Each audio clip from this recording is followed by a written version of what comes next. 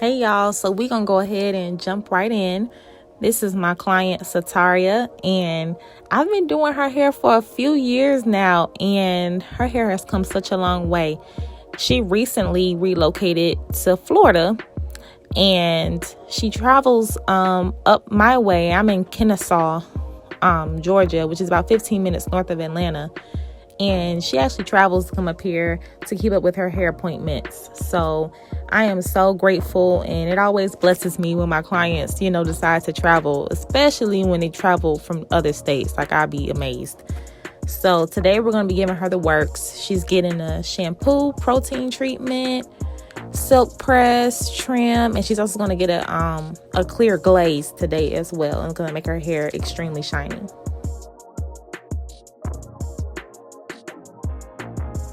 Now, as you can see, Sataria has pounds and pounds and pounds of hair. And look, sometimes stylists run from people with hair like her. I'm a little on the weird side, so I get excited when I see people with hair like her because it's some of my favorite kind of hair to work with. Reason being is because it's versatile. You can train it to do just about whatever you want it to do. And it's just so thick and pretty. Like, it can easily mimic like extensions or weave effortlessly. And so I love the options that come with doing people's hair like hers.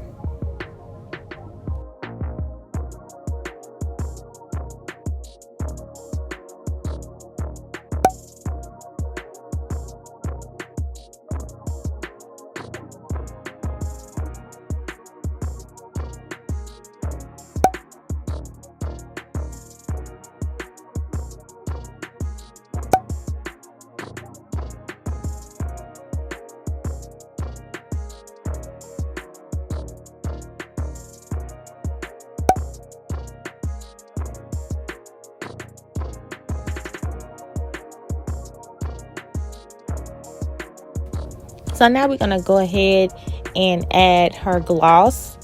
And this brand is called Schwarzkopf. And the line is the Agora Royal line. And I'm using the color clear, of course. Now I know you're wondering, like, why clear? Well, clear is sometimes added when you're mixing hair color to either kind of dilute the color or kind of you can shear it out as well. But aside from that, it can be also used as a laminate. And what that's going to do is it's going to kind of amplify the luster in your hair. So normally for my clients who have kind of dull, dry, or hair that's just lacking, luster, normally on your browns and blondes, you're going to get that a lot. Adding that clear glaze is going to do wonders. It's really going to take it up a notch, and it's going to also still in moisture while it's also helping it reflect that sheen. And, shiny hair is, it reads healthy hair. So I can't wait to show you the end result. Now, Sataria's hair is a natural level 6, and that's kind of like a dirty blonde. And her hair is just naturally, it's porous as well, so it can also get dry really quick. So this is going to do wonders for her.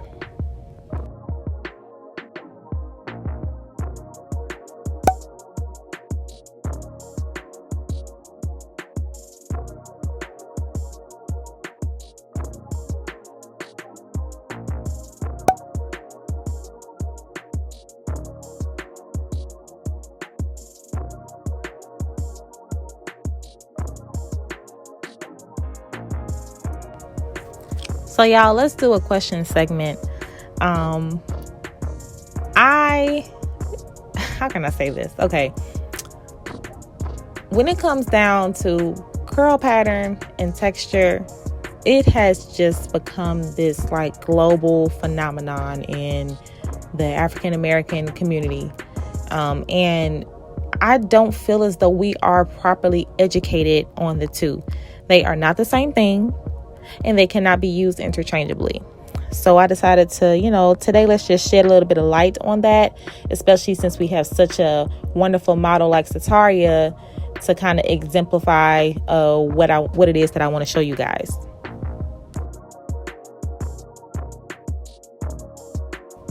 So there's this chart circulating around, and it has 4 number groups, and it has a corresponding letter to go with that number. So you'll have, for example, 1A, then you'll have 2A, 2B, 3A, 3B, 3C, and then you'll have 4A, 4B, and 4C. I want to say there's a 4D. I could be tripping. Okay, don't quote me on that. But I know there's definitely a 4C. So anyways, what those 4 groups represent are the group that your curl pattern would fall in. So the number 1, that's for more straighter textures. The number 2, that's going to be your wavy. 3, curly. 4, kinky.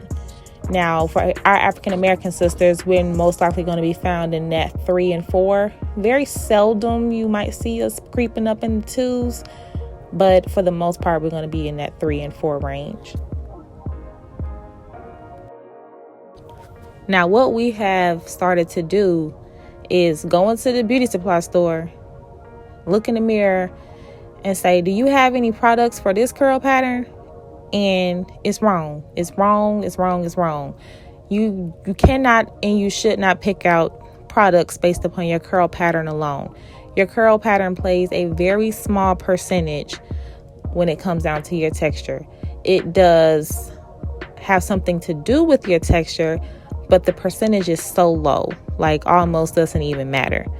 Texture has to do with the thickness of the strands of your hair and the density, which means how many hairs per square inch are on your head. For example, looking at Sataria's hair, you're going to see that she has extremely thick hair. So when I part her hair, I'm not seeing much scalp because her strands are so jam-packed. They're very, very, very close together. And in addition to that, the strands of her hair are thick. They are coarse.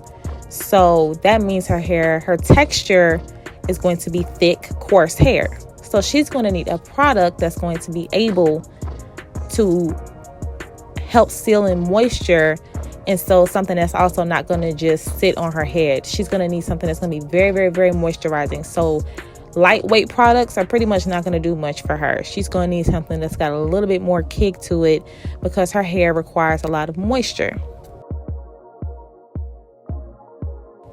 So in reference to density, there are 3 groups, and there are also 3 groups for your strand thickness.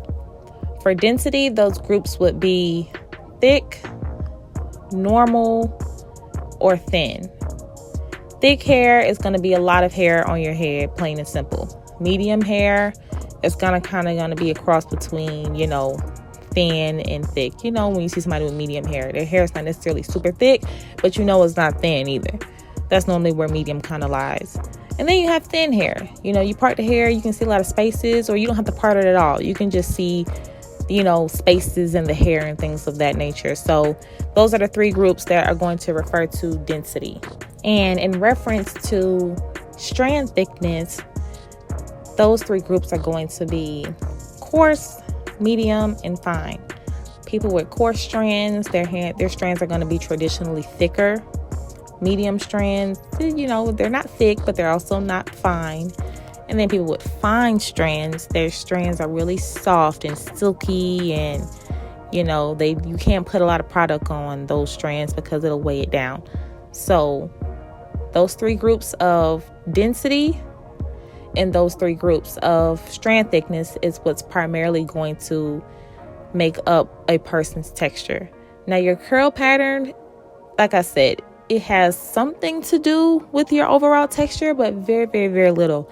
And when I say very little, I mean like 10 to maybe 15%. I mean a very, very, very small percentage. So you're not basing products and shampoo regimens on your curl pattern. That is not very wise, because you can easily become a product junkie and always trying to find stuff that works on your hair.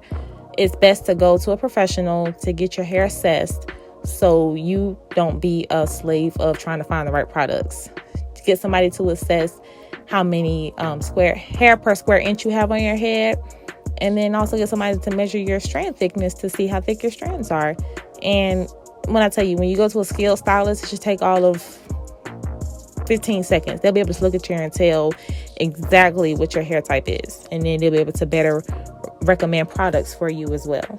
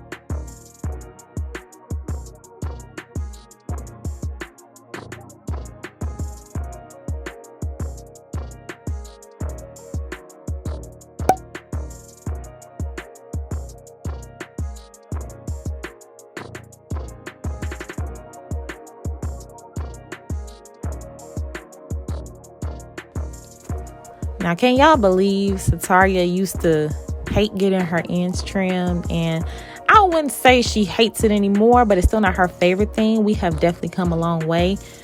And I would have cut up about 2.5, maybe 3 inches more, but she didn't want to take off that much length. And hey, as a stylist, I'm not here to bully anybody into doing what they don't want to do. I'm here for one goal: helping your hair get healthy.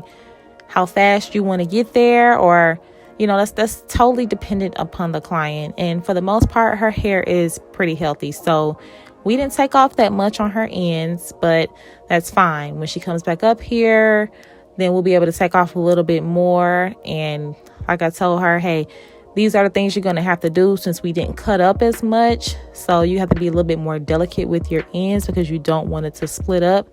But she pretty much does what she's supposed to do, so I'm not at all concerned. So when she comes back, we'll just trim off a little bit more at a time, and we'll get that thick hair coming down in no time.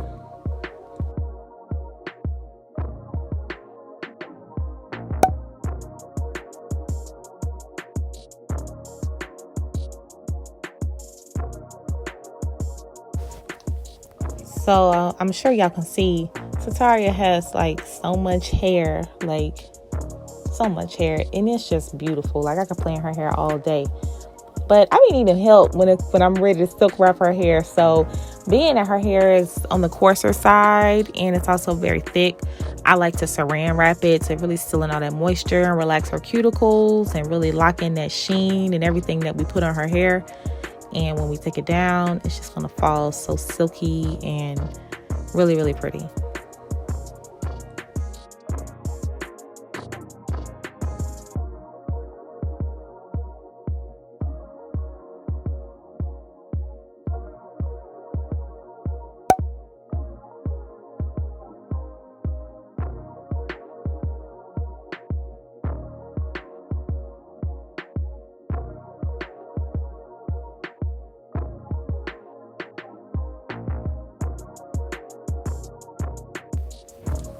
So Sataria is all done and I'm in love per usual. I be so proud of my work, y'all. Like, I love when I look at my clients. I'm like, your hair look good. And aside from that, y'all, I knew I was gone for a little while, 3 months to be exact, but don't shoot me, just don't kill me. I had some good things taking place in between this time that took priority over my YouTube channel. However, I'm back and I'm so excited to deliver this new content to you guys. And in a couple more videos, y'all be able to see the changes that have taken place. So make sure you stay tuned so you don't miss anything. So I'll see y'all in my next video. Until we meet again, ta-ta.